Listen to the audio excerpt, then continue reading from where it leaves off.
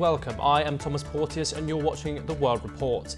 Let's take a look at some of the top headlines this hour. Wildfires continue to devastate Los Angeles, with authorities struggling to contain the flames. New wind warnings have been announced that could lead to the spread of destruction throughout the Southern California region.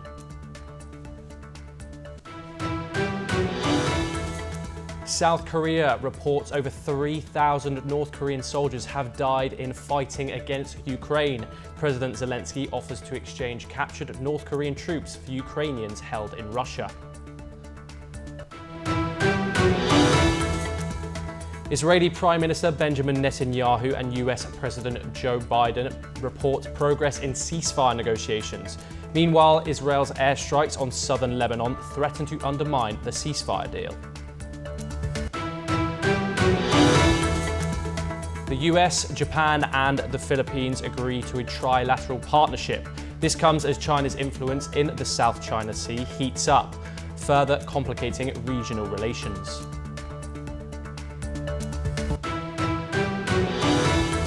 Japan, the Philippines and the United States have pledged to strengthen their trilateral cooperation amid rising tensions in Asia's waters. This commitment was announced following a virtual meeting between the Japanese Prime Minister Shigeru Ishiba, Philippine President Ferdinand Marcos Jr. and outgoing President Joe Biden.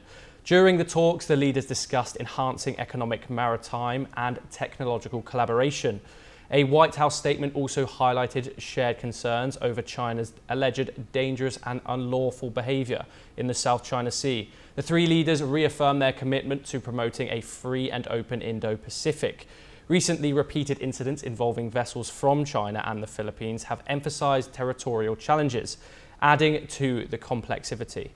US warship operations in the region have drawn sharp criticism from China, which accuses Washington of undermining its sovereignty. We are joined now by our reporter Aditya Wadawan. Aditya, what can you tell me, any updates that are going on in this story?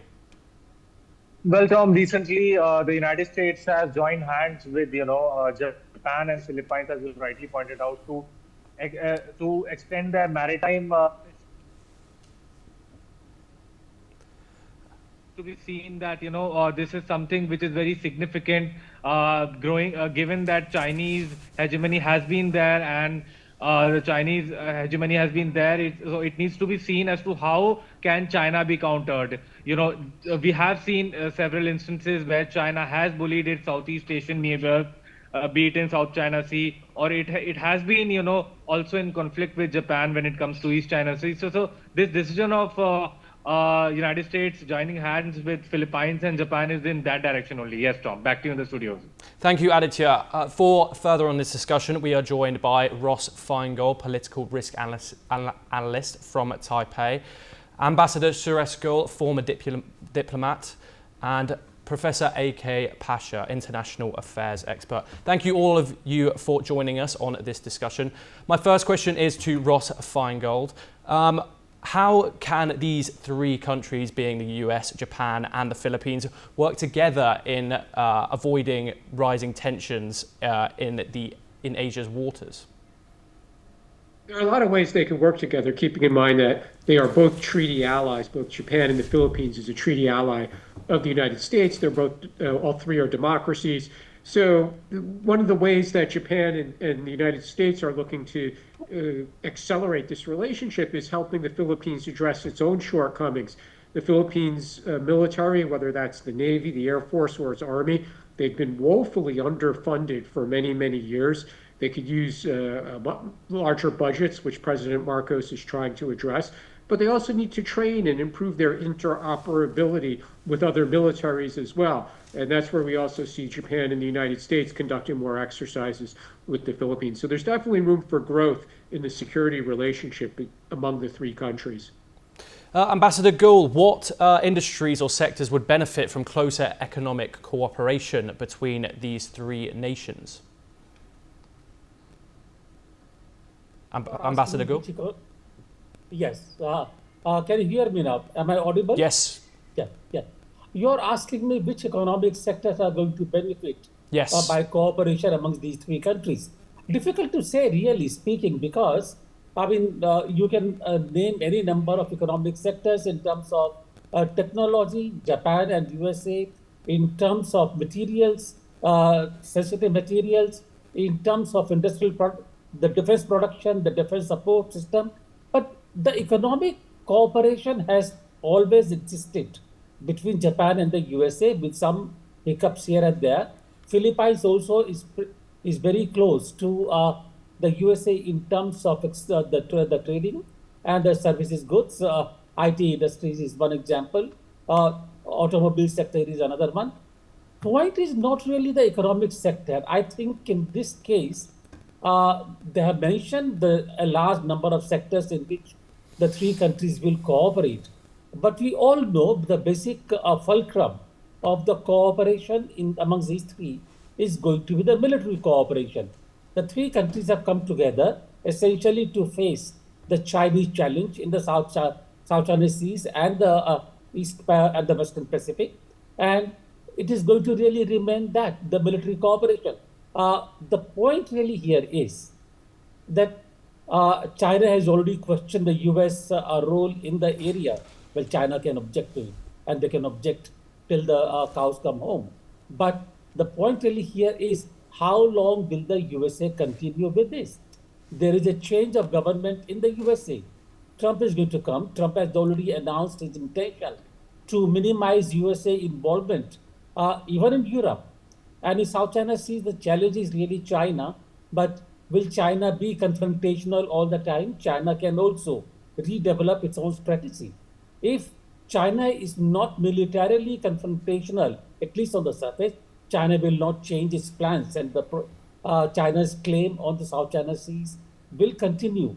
But if they dilute their confrontational posture, would USA continue to be interested in supporting this kind of configuration? That is the issue really here. These three countries have come together. We need to wait beyond 20th of January to know the future of this cooperation. Tom. Professor A.K. Pasha, what joint exercises or initiatives could be launched by these three countries to improve maritime security in the region? And what do you think China thinks of this trilateral agreement? Well, this is interesting because for the last many years, the United States has been trying to get full assurances from Philippines and other members of the ASEAN country in its confrontation with the Chinese.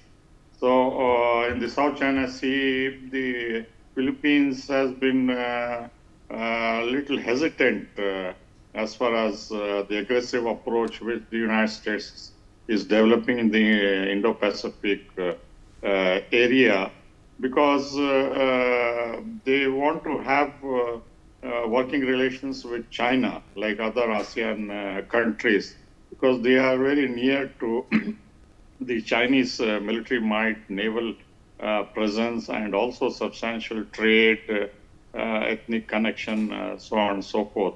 So this is the economic economic agreements or talks is just a smoke screen.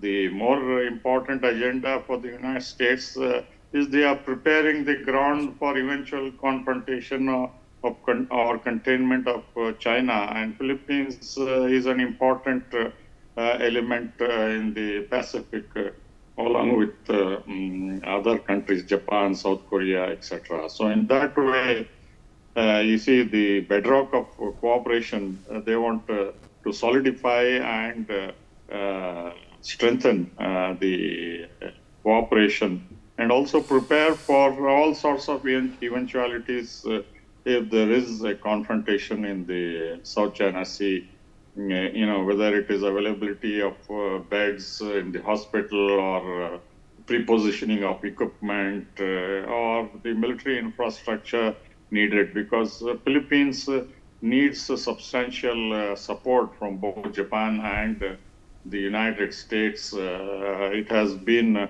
behind the scene complaining that it is not adequately equipped to deal with any such major contingencies. So in that way, the Philippines is capability is being beefed up, and the United States has tried to rope in Japan in a much more bigger way, so that these gaps in American strategy to contain China are fulfilled, and the strategy remains foolproof for any plans they have in the future, especially during Donald Trump, who was identified China as a major area of concern if he's trying to negotiate a ceasefire with Moscow on the Ukraine issue. Ross, I wanted to ask you one more question. How might US foreign policy and this agreement especially change under Donald Trump? We've seen Trump trying to get close to Xi in inviting him to his inauguration. Yeah, that's a really interesting question, because we could talk about President Trump's warnings to Europe, to NATO members, his view on the United States' role in European security, who should pay for that. But when it comes to the Indo-Pacific region, one thing we could say with certainty today is that Trump has assembled a national security and foreign policy team who are going to be very supportive of a robust presence in the Indo-Pacific, whether that's in the security space or the economic space. And whether we're talking about future Secretary of State Rubio or future National Security Advisor Mike Waltz, these are people with a record in Congress being very big supporters of a robust presence in the United States. And I think they're going to convince the president that the United States needs to be on the ground in these countries. It needs to be on the water with the U.S. Navy. It needs to be in the air with U.S. Navy or Air Force assets. So I think the approach to the Indo-Pacific is very likely to be a bit different than the approach that President Trump is going to take to Europe. Thank you very much. We are now going to move on to our other top story. Thank you for all our guests for joining us. Nobel Peace Prize winner Malala Yousafzai has called on Muslim leaders to take a stronger stance against gender apartheid and advocate for the criminalization of such practices under international law. Speaking at a summit on girls' education in Pakistan, Yousafzai urged Muslim scholars and political figures to speak out against the Taliban's oppressive treatment of women and girls in Afghanistan. The Taliban's policies, including the barring of teenage girls from school and women from universities, have sparked international condemnation. Despite ongoing diplomatic discussions, no foreign government has officially recognized the Taliban since their return to power in 2021, with recognition contingent on improvements in women's rights.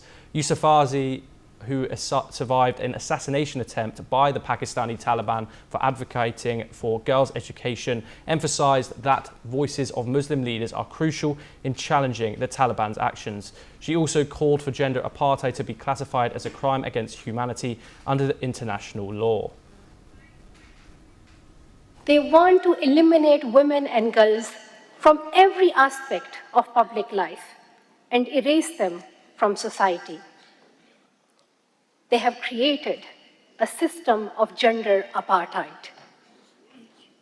The Taliban have issued more than 100 laws to strip away women's rights, including their right to education, employment, healthcare, and every basic freedom you can think of.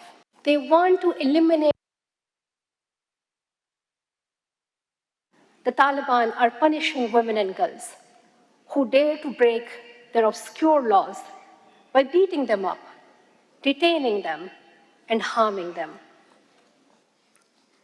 Simply put, the Taliban do not see women as human beings. For further discussion on this, we have joining us Ambassador Suresh Goel, former diplomat, and Professor A.K. Pasha, international affairs expert. So what I wanted to ask you, Ambassador Goel, is how can religious leaders influence governments to support women's education? Obviously, in Afghanistan, women are banned from education until after the 6th grade. Prior to the 6th grade. What do you believe about this? One thing about countries like Afghanistan and Pakistan is that the Muslim clergy does have a lot of influence over the government in Afghanistan, clearly because Taliban is a religiously motivated group, ideologically motivated group, and what they are doing is what they believe is the Sharia law proclaims about the women's right, etc., etc. It's not a question of being right or wrong. They are doing something which is ideologically motivated. And therefore, the Muslim Islamic clergy, if Taliban can get to do what the Islamic clergy says, and provided the Islamic clergy does say this, on which I have doubts, they're seriously divided on these issues of women's rights. But if that happens, I don't know. Maybe Taliban will listen, but I have my doubts on this. Similarly, in the case of Pakistan, even though politically, constitutionally is different, but it's an Islamic country, and therefore a word coming from the Islamic scholars would enable Pakistan to try and persuade the Taliban government and talk to them about this thing. The question is, there have been a lot of confrontations between Taliban and Pakistan. I think it was your channel where 2 or 3 days ago we were talking about the Pakistani airstrikes in Afghanistan and the way Taliban has questioned Pakistan's Durand line between Pakistan and Afghanistan. Therefore, the idea is that it is all right for Malala to say what the Islamic clergy should be doing, but whether they will do it or not, number one, and number two, even if they do it, whether in Pakistan or in Afghanistan or in India, if they do it, whether Taliban will actually be persuaded by those arguments. I have a grave doubts because Taliban is a very different kind of organization. To give an example, even though we have a different kind of relationship with them or for the human development, and they know what our record on this or what our views on those rights are, but they are not persuaded by those. Therefore, we need to talk of Taliban on two different fronts. Women's rights are very, very important. One has to keep on talking to them rather, and if the Islamic clergy can persuade them, it will be very good. I look forward to that day. Obviously, there are many countries that are, have Muslim laws, but what specific actions should the international community take to pressure the Taliban to change their policies? Is the question addressed to me? Sorry, A.K. Pasha, Professor A.K. Pasha. You see, yes, you see the Taliban were successful, as you know, in expelling the United States. The US is still licking its wounds from its disastrous performance in Afghanistan. And since then, the Taliban have been sanctioned. But gradually, step by step, in a very smart move, the Taliban have been coming out of the woods and, you know, whether it is China or Russia or India or neighboring countries, they are beginning to talk to the Taliban and they are planning to resume some contacts or the other. So this is disturbing for the United States and the West, which had done everything to crush the Taliban for more than 20 years unsuccessfully. So in that way, they are using icons like Malala, just as they used Lech Walesa from Poland against the Soviet Union or Alexander Solzhenitsyn, or now they are using Muhammad Yunus in Bangladesh to strain the relations between India and Bangladesh. So this is an attempt by the West to shore up support and discredit the Taliban further, that they are an outlaw and you know, they are repressing the women, so on and so forth. But there is very little the international community can do to the hardcore Taliban, who have control over the territory and they are enforcing the Sharia no matter what so-called Islamic countries say, or even the OIC say, because they know that all these are toothless bodies. They cannot influence their decision-making process. So in that way, the international community has very little leverage, except to accept the reality that they are extremists in implementing the Sharia. So in the neighboring Pakistan also, you have Ziaul Haq implementing the Nizam-e-Mustafa, and in practice, in the northwest frontier and the western part, Pakhtun-held areas, so there is virtually, it is sort of de facto Islamic rule there. The Pathans in the tribal areas, or even in parts of Balochistan and Punjab also, they virtually run the show there, and the so-called secular leaders have very little sway on that. So in that way, the Islamization process, which started from Iran in 1979, it has been spreading its tentacles in the extreme form we saw in Afghanistan, then in Pakistan, and also the Al-Qaeda and Ikhwan al-Muslimin. So this is a sort of a regional phenomenon sweeping the Islamic world. And there is contradiction between what the so-called Islamic regimes are practicing and how they are collaborating with others, undermining the Islamic faith of the people who follow, majority of whom are Muslims in this region. Thank you very much. Thank you very much for joining us on that discussion. We will now move to some more news stories from across the world. The war between Russia and Ukraine has developed drastically with recent involvement of North Korean troops. Seoul has now reported on fatalities and injuries of North Korean soldiers. Meanwhile, Ukrainian president has proposed a prisoners exchange with captured North Korean soldiers. Here is a detailed report. South Korea's National Intelligence Service has claimed that at least 300 North Korean soldiers have been killed and another 2,700 wounded fighting in Russia's Kursk Oblast. The NIS attributed the high casualties to the soldiers' lack of understanding of modern warfare, including their useless attempts to shoot down long-range drones. The NIS reported that North Korea has allegedly forced its soldiers to kill themselves to avoid capture by Ukrainian troops. The NIS remarks follow President Volodymyr Zelensky's recent claim that North Korean forces fighting alongside Russian troops have suffered 4,000 casualties, both killed and wounded. Over the weekend, Zelensky also said Kyiv had captured 2 North Korean soldiers who are interrogated in assistance with South Korea. Ви хочете повернутися назад в Північну Корею? Так. Я хочу жити в Україні.